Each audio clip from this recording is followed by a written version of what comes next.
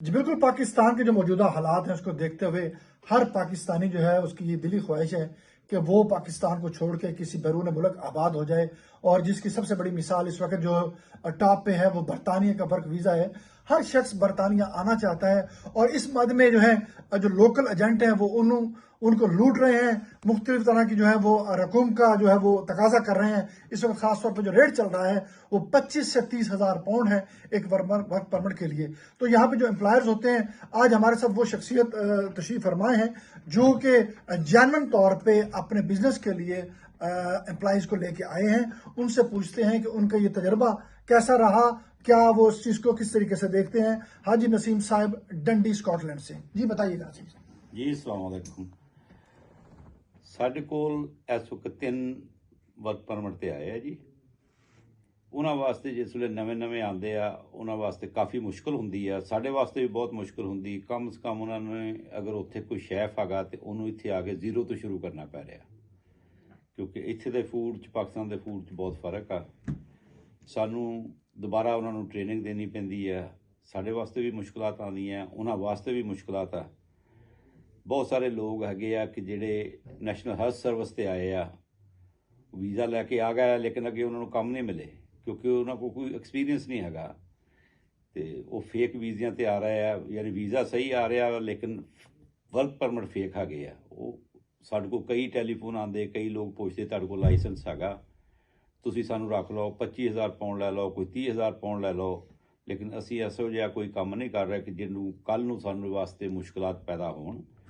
ਕਿ ਆਉਣ ਵਾਲਿਆਂ ਵਾਸਤੇ ਵੀ ਜ਼ਰੂਰੀ ਆ ਕਿ ਉਹ ਜਿਸ ਜਗ੍ਹਾ 'ਤੇ ਵੀ ਆ ਰਹੇ ਆ ਏਜੰਟਾਂ ਨੂੰ ਪੈਸੇ ਦੇਣ ਦੀ ਬਜਾਏ ਆਪਣੇ ਇੰਪਲੋਇਰ ਨੂੰ ਦੇਖਣ, ਅੱਛੀ ਕੰਪਨੀ ਹੈਗੀ ਆ, ਚੱਲ ਰਹੀ ਆ, ਪੂਰਾ ਛਾਣਬੀਨ ਕਰਕੇ ਆਉਣ। ਵੈਸੇ ਆਉਣਗੇ ਤਾਂ ਜ਼ਲੀਲ ਹੋ ਰਿਹਾ ਇੱਥੇ ਆ ਕੇ, ਉਹਨਾਂ ਕੋਲ ਖਾਣ ਨੂੰ ਪੈਸੇ ਵੀ ਨਹੀਂ ਰਹਿੰਦੇ ਅਤੇ ਕਿਸੇ ਹੋਰ ਜਗ੍ਹਾ 'ਤੇ ਕੰਮ ਕਰਦੇ ਉਹ ਕਰ ਨਹੀਂ ਸਕਦੇ ਕਿਉਂਕਿ ਇਸ ਤੋਂ ਲੋਕਾਂ ਨੂੰ ਫੜ ਕੇ ਵਾਪਸ ਭੇਜ ਰਹੇ ਹੈਗੇ ਆ ਕਿ ਲੰਦਨ ਵਾਲੇ ਪਾਸੇ ਸ਼ੁਰੂ ਹੋ ਗਏ ਆ ਆਲਰੇਡੀ। ਉਹਨਾਂ ਨੂੰ ਦੁਕਾਨਾਂ 'ਤੇ ਕੰਮ ਕਰਦਿਆਂ ਨੂੰ ਫੜੀ ਜਾਂਦੇ ਆ ਕਿਉਂਕਿ ਉਹ ਜਿੱਥੇ ਆਏ ਆ ਉੱਥੇ ਹੈ ਨਹੀਂ ਅਤੇ ਪੈਸੇ ਖਰਾਬ ਕਰਕੇ ਆਉਣਾ ਕੋਈ ਫਾਇਦਾ ਨਹੀਂ ਹੈਗਾ। ਤੁਹਾਨੂੰ ਸੋਚ ਸਮਝ ਕੇ ਆਓ, ਜਿਹਨੇ ਕੋਈ ਪੈਸੇ ਲਾਣੇ ਆਪਣੇ ਸੋਚ ਸਮਝ ਕੇ ਲਾਵੇ ਕਿ ਮਾਂ ਬਾਪ ਦਾ ਸਾਰੀ ਜਾਇਦਾਦ ਹਰ ਚੀਜ਼ ਵੇਚ ਕੇ ਲੋਕ ਇੱਥੇ ਆਏ ਆ ਔਰ ਇੱਥੇ ਆ ਕੇ ਉਹਨਾਂ ਨੂੰ ਕੰਮ ਨਹੀਂ ਮਿਲ ਰਿਹਾ ਹੈਗਾ। ਅਤੇ ਸੌਖਾ ਕੰਮ ਇੱਥੇ ਕੋਈ ਨਹੀਂ ਹੈਗਾ ਕਿ ਵੀ ਜੇ ਕਹੋ ਆ ਕੇ ਤੁਹਾਨੂੰ ਘਰ ਬੈਠਿਆਂ ਨੂੰ ਸਭ ਕੁਝ ਮਿਲ ਜਾਣਾ, ਉਹ ਕੁਛ ਨਹੀਂ ਮਿਲਦਾ।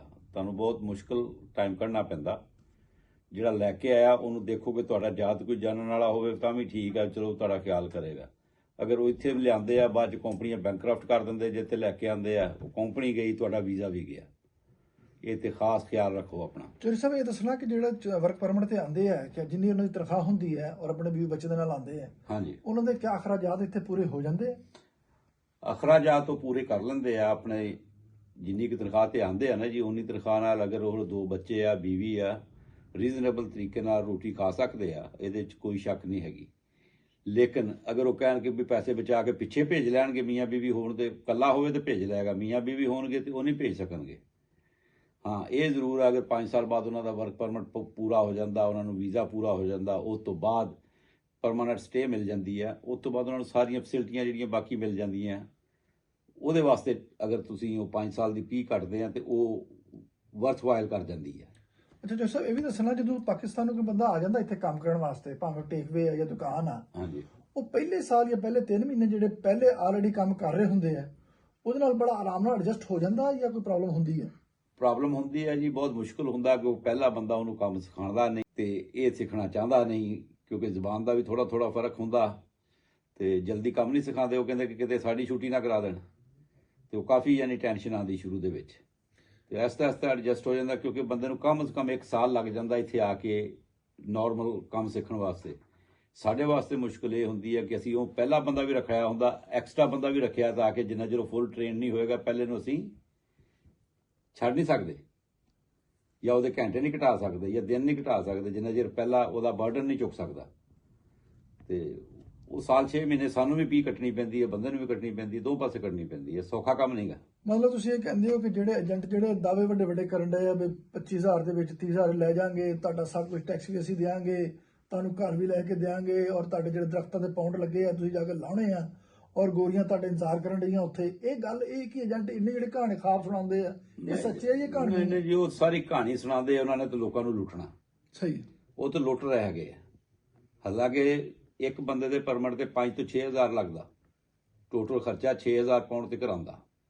ਕਿਸੇ ਦਾ 52 ਆ ਰਿਹਾ, ਕਿਸੇ ਦਾ 58 ਆ ਰਿਹਾ, ਡਿਪੈਂਡ ਕਰਦਾ ਕੋ ਕਿਹੜੇ ਰੂਟੀਨ ਤੇ ਜਾ ਰਿਹਾ ਜਾਂ ਕਿਹੜਾ ਸੋਲਿਸਟਰ ਯੂਜ਼ ਕਰ ਰਿਹਾ। ਤੇ ਉੱਥੇ 25-30,000 ਪਾਉਂਡ ਲੈ ਰਹੇ ਹੈਗੇ, 5-6000 ਦਾ ਚੱਕਰ ਆ ਸਾਰਾ। ਚੌਧਰੀ ਸਾਹਿਬ, ਇਹਦੇ ਵਿੱਚ ਇੱਕ ਗੱਲ ਹੋਰ ਸੁਣਨ ਵਿੱਚ ਆਈ ਹੈ ਕਿ ਕਹਿੰਦੇ ਜਿੱਦਾਂ ਇਹ ਆਪਣਾ ਵਰਕ ਪਰਮਿਟ ਇਸ਼ੂ ਹੋ ਰਿਹਾ, ਇਹ ਇਕਾਮੇ ਦੀ ਸੂਰਤ ਦੇ ਵਿੱਚ ਹੈ ਕਿ ਬੰਦਾ ਤੁਹਾਡਾ ਜਿੱਦਾਂ ਜ਼ਰਖਰੇਜ਼ ਮੁਲਾਜ਼ਮ ਨਹੀਂ ਹੋ ਜਾਂਦਾ, ਤੁਹਾਡਾ ਨੌਕਰ 5 ਸਾਲ ਤੱਕ ਜਿੱਦਾਂ ਤੁਸੀਂ ਕਹਿਣਾ ਉੱਠ ਜਾ ਬਹਿ ਜਾ ਇਦਾਂ ਹੀ ਗੱਲ ਹੈ ਜਾਂ ਇਹ ਗੱਲਾਂ ਬਣੀਆਂ? ਨਹੀਂ ਹੈ ਤੇ ਇਸੇ ਤਰ੍ਹਾਂ ਹੀ ਆ ਕਿ ਵਰਕ ਪਰਮਿਟ ਜਿਹੜਾ ਹੈਗਾ ਕਿ ਤੁਹਾਡੇ ਉਹ ਅੰਡਰ ਕੰਮ ਕਰ ਰਿਹਾ, ਜਦੋਂ ਤੁਸੀਂ ਚਾਹੋ ਉਹਨੂੰ ਪਰਮਿਟ ਨੂੰ ਕੈਂਸਲ ਕਰ ਦਿਓ, ਚਲਾ ਜਾਏਗਾ, ਵਾਪਸ ਭੇਜ ਦਿਓ। ਅੱਛਾ, ਹੈ ਤਾਂ ਕੰਮ ਇਹ ਤਰ੍ਹਾਂ ਹੀ ਹੈ, ਲੇਕਿਨ ਉਹ ਜਿਹੜਾ ਸਾਊਦੀਆ 'ਚ ਜਾਂ ਮਿਡਲ ਈਸਟ ਦੇ ਵਿੱਚ ਕੰਮ ਆ, ਉਹ ਕੰਮ ਇੱਥੇ ਨਹੀਂ ਹੈਗਾ। ਅੱਛਾ, ਇਹਦੇ 'ਚ ਬੰਦੇ ਦੀ ਵੀ ਕਾਫੀ ਫੈਸਿਲਿਟੀਆਂ ਅਵੇਲੇਬਲ ਹੈਗੀਆਂ। ਮਤਲਬ ਅਗਰ ਉਹਨੂੰ ਕੱਢ ਦਿਓ ਤਾਂ ਕਿਸੇ ਹੋਰ ਪਾਸੇ ਜੌਬ ਕਰ ਸਕਦਾ ਉਹ ਸੇਮ ਫੀਲਡ ਦੇ ਵਿੱਚ, ਜਾਂ ਉਹ ਪਾਕਿਸਤਾਨ ਹੀ ਜਾਊ? ਨਹੀਂ, ਕਰਵਾ ਸਕਦੇ ਟ੍ਰਾਂਸਫਰ, ਫਿਰ ਦੁਬਾਰਾ ਫੀਸ ਪੇ ਕਰੇਗਾ।